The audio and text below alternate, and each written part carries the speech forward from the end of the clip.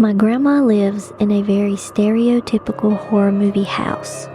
Small Midtown West, white and old looking home on a farm. She even has a chipped wooden Mary nativity in the front yard. She also has a cemetery about half a mile down the road. I used to sleep in the room in the corner on the top floor, my aunt's room, and it had a wooden rocking chair in it. When I was younger, I would wake up because I thought I heard it rocking, to the point where I would wake up my grandma and have to stay in her room. About 10 years later, my mom, aunt, and I were talking about how creepy my grandma's house was. My aunt goes on to talk about how when she was younger, the reason my mom and her ended up sharing a room was because she thought her room was haunted. She said she woke up one morning and the rocking chair was about 2 feet closer to her bed, and after that night, it would start rocking on a nightly basis at midnight. Until a few years ago, I still had a flip phone. One day, I got a random call asking for some girl named Sarah. I told them they had the wrong number and they hung up. For the next few months, I would get these calls asking for Sarah about once or twice a week, coming from different numbers and different sounding people. Sometimes these calls came at 3 in the morning. One day, I got a call and like usual, I said I didn't know Sarah. After they hung up, I went to my contacts and hit redial. The answering machine said that number did not exist.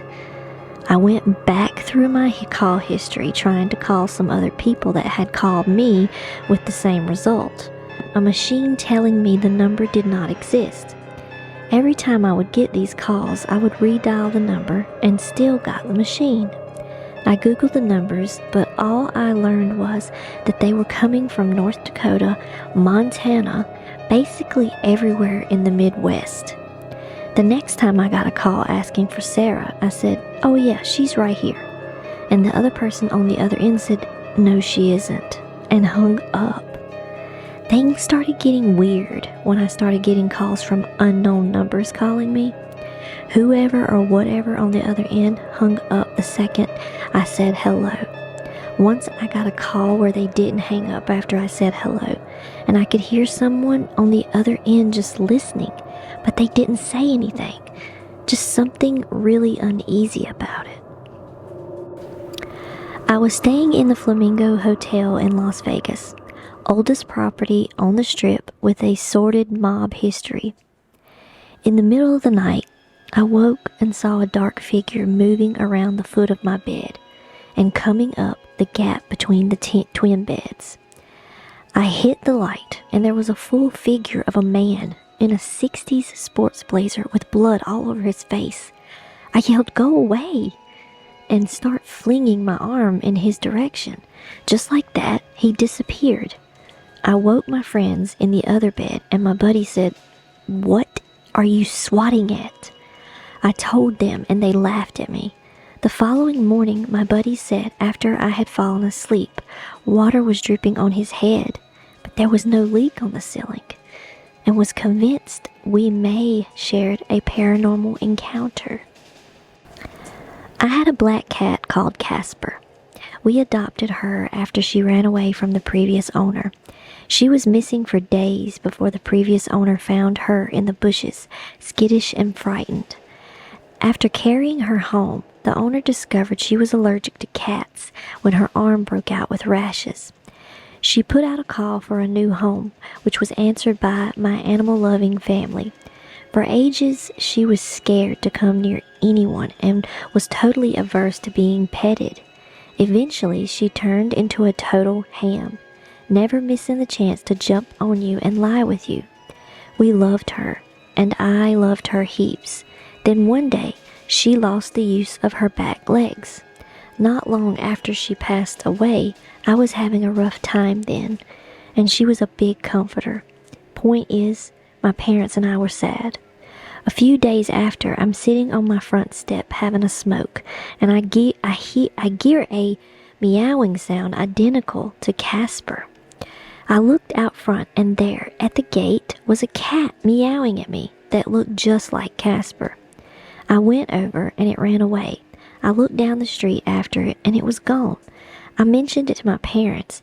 They both said the same thing happened to them separately, which was a surprise to them too. Now, it could have been a similar cat from the neighborhood, but it only happened once to each of us, and then was never seen again. When I was 16, I was riding horses with my friend in the field beside her house. The horse threw me and I hit my head hard. The next thing I know, I'm on my back in incredible pain, staring up at my friend, who is frantically screaming at me. Dazed, my gaze shifted and then refocused on her friend behind her, a tall, thin man wearing a black suit and an old-fashioned, wide-brimmed hat. He was staring, unblinking, into my eyes over my friend's shoulders. Days later, she came to visit me in the hospital, and I asked her about the man I'd seen. I thought it was the new boyfriend she'd recently told me about. She told me there was no one there but me and her. This past year, I went to bed on a normal night, and in mid-dream, everything stops and a voice says, "The fire alarm is about to go off." I wake up about 5 minutes later when the fire alarm starts in our building. I asked my roommates the next day if anyone said that, and I just happened to hear it, but they said the alarm went off around 4 a.m., and they were all sleeping prior to it going off.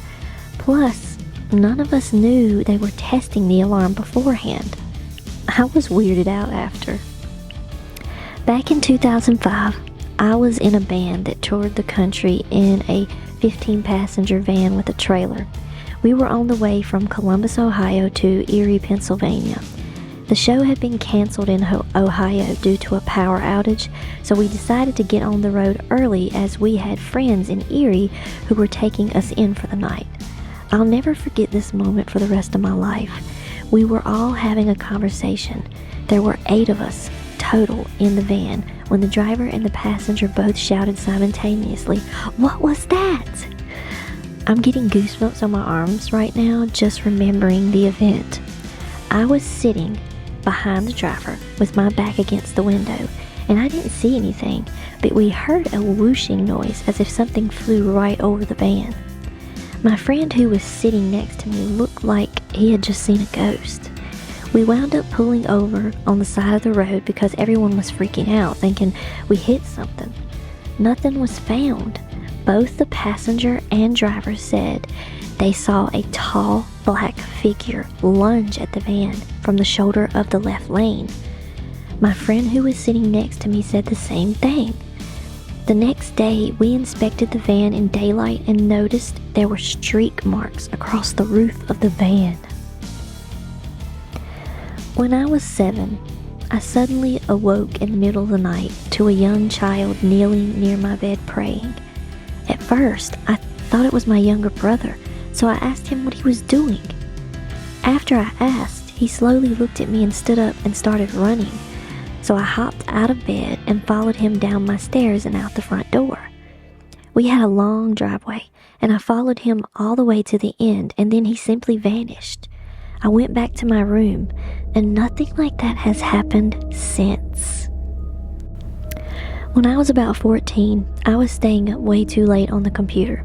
It was about 2 a.m, and everyone else was asleep.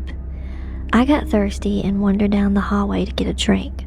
I didn't bother to turn on any lights since there was a night light in the hallway, and there was enough light to get by. I'm walking back to the bedroom when I get this weird feeling like someone is watching me and turn around. There is this big white mist just floating right behind me. I immediately turned around and went back into the safe bright room. The thing is, there were no windows facing that hallway, and I hadn't passed the nightlight yet, so it definitely wasn't a trick of the light. All the doors leading to the hallway were also closed.